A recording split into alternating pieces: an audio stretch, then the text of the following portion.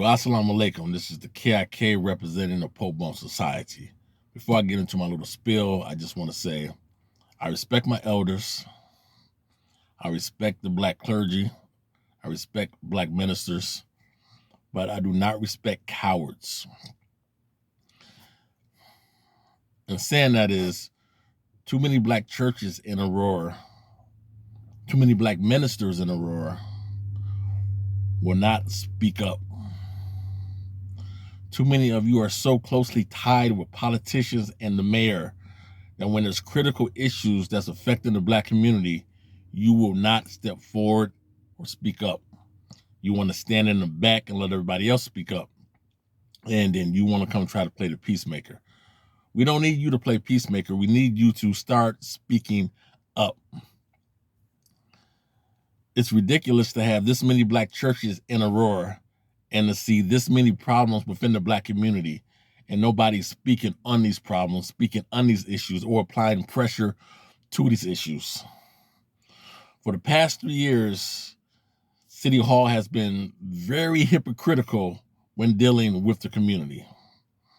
Since George Floyd upward, from the Change Reform Initiative to the 60 key recommendations, to the listening sessions, where was the black clergy, our black ministers speaking on that? Stepping in and saying that this is all cosmetic and none of this stuff is translating to how police deal with black people in the community. I mean, it's frustrating and it's just tiring and sad that we got to keep dealing with the same issues and dealing with the same problems. For instance, a lot of black people in business may notice, the black politicians notice, and some black clergymen may notice. In the next 3 to 5 years, it will be almost impossible for a black family or a black individual to rent an apartment in Aurora, because rent is increasing that much more in poor black communities. We are being pushed out of the housing market. The city of Aurora, I should say, the city council is focusing solely on economic development, hoping that will in turn bring about economic growth. But they are not balancing that with community development. And when you don't do that, you inadvertently bring about gentrification. All of the condos and apartments that are being built downtown Aurora and being built at the Fox Valley Mall, those aren't for us because we cannot afford them. They're trying to attract a different demographic here to Aurora and play them.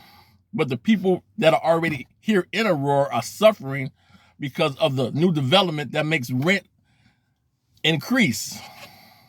And all of the new development is happening in downtown Aurora and out by the mall and out up on the outskirts of the city of Aurora. So now the east side, parts of the east side, we have truly a inner city, food deserts. That's here in Aurora. And nobody is speaking up on that. Let me break this down to you. You saw what they did to Westwood a few years ago. That's city planning.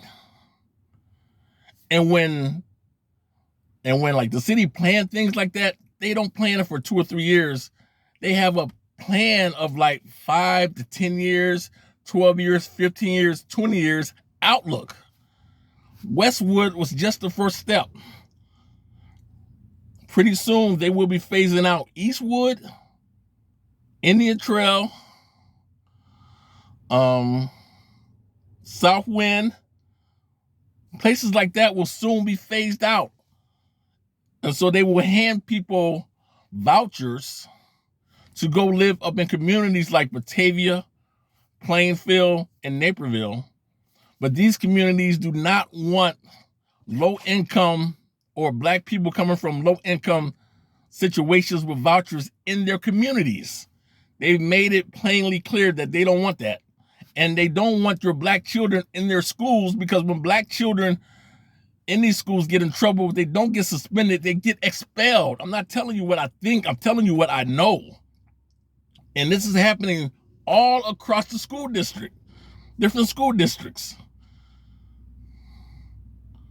And so if all of the aldermen have made it abundantly clear that they do not want low-income housing or even affordable housing in their wards.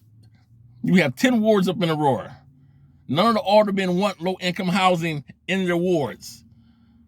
And with places like that being phased out and with rent becoming higher, where does that leave people who work check to check or live check by check? That leaves you homeless.